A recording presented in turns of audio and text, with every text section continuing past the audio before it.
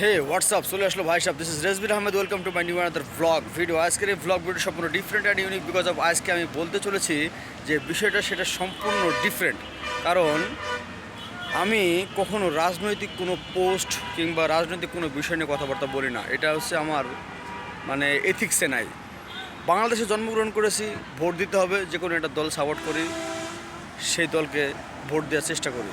কিন্তু কোনো গ্যাঞ্জাম ফ্যাসাদ এগুলোর মধ্যে আমি নাই, এটা আমার রক্তেই নাই। তো তারপরে একটা কথা আসলে না বললে না, সেটা হচ্ছে রিসেন্টলি এক বড় ভাইয়ের জিজ্ঞেস করলাম, ভাই আপনারা তো দল করেন, দল আসলে কেন করেন? কয় ভাই দল করি, আমাদের তো আসলে এরকম পড়াশোনা নাই, ব্যবসা বাণিজ্য নাই, তো আয়ের একটা উৎস হিসেবে দল করি। ভাই আয়ের উৎস হিসেবে দলকে, আপনি একটা দোকান করেন, একটা চাকরি করেন, তা না আপনি চাঁদাবাজি করেন, চাঁদাবাজি করে এখান থেকে টাকা কামাই। কয় ভাই আমরা তো জনগণের সেবা করি। আপনি জনগণের সেবা কীভাবে করেন? এই যে মনে করেন মানবিক সেবা না করলে আমাদের পেটের ভাত হজম হয় না। এই দেশটা কাদের? আমাদের না?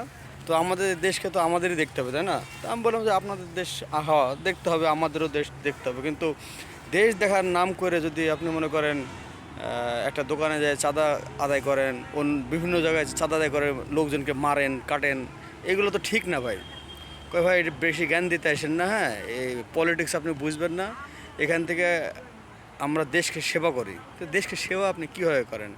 আপনি চাঁদা কালেক্ট করেন, চাঁদা কালেক্ট করার পরে সেখান থেকে ওই চাঁদা নিয়ে আপনি দেশের কীভাবে সেবা করছেন আমার একটু বুঝান তো ভাই। এই ভূগোলটা আমি বুঝলাম না। এখানে কোনো কি অন্য ভূগোল আছে যে আমরা যেটা বিশ্ববিদ্যালয়ে কলেজে পড়ছি ভূগোল, সেই ভূগোল বাদ দিয়ে আপনি নতুন করে ভূগোল বোঝাচ্ছেন? চাঁদা আদায় করে ভাই কীভাবে মানুষের সেবা করা যায়? ওইতে তো মানুষ ক্ষতিগ্রস্ত হয়। আমরা একজনকে মারি আরেকজনকে দিই। কথাটা একদম বিষয়টা কেমন হয়ে গেল না, একজনের মারি আরেকজনের দিই। মানে সারাদিন আমরা যা কালেক্ট করি পরে একটা লোককে দেই, এতে ওই লোকটা উপকৃত হলো। কিন্তু আপনি যে ভাই, আমি বলি যে ভাই আপনি তো আরও অন্য লোকের ক্ষতি করলেন।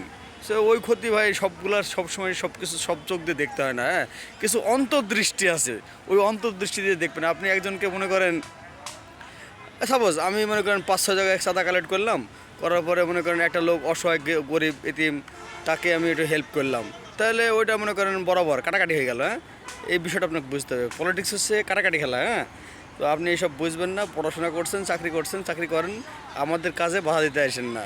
রাজনীতিও আপনি বুঝবেন না, আপনি অতটা বোঝার মতো আপনার ওই রকম জ্ঞান এখনও আল্লাহ দেয় নাই। আমি তখন নিজে নিজে বললাম ভাই জ্ঞান আসলে আমাকে সত্যি আল্লাহ দেয় নাই।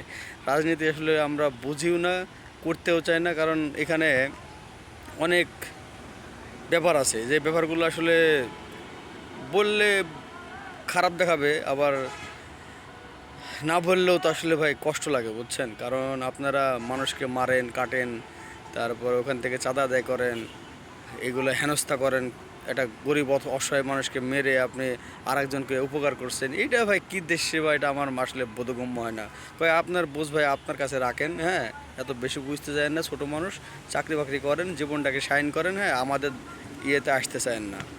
আমি বললাম ভাই ঠিক আছে, তাহলে ওইটাই কথা থাকলো। দেশ আপনারা সেবা করেন যেভাবে পারেন, পিছন দিক দিয়ে পারেন আর সামনে দিক দিয়ে পারেন, যেভাবে পারেন সেবা করেন। ভালো থাকবেন, আমার আর কিছু বলার নাই, ভালো থাকবেন। হ্যাঁ এইভাবে শেষ করে আসছি ভাই। পরে আমার কিছু বলে নাই, পরে আমাদের আমার সাথে আর কথা বলে না, তারপর থেকে আমার সাথে আর কোনো কথা বলে না। আসসালামু আলাইকুম। এই হচ্ছে দেশ সেবা, রাজনীতির নামে এটাই হচ্ছে দেশ সেবা।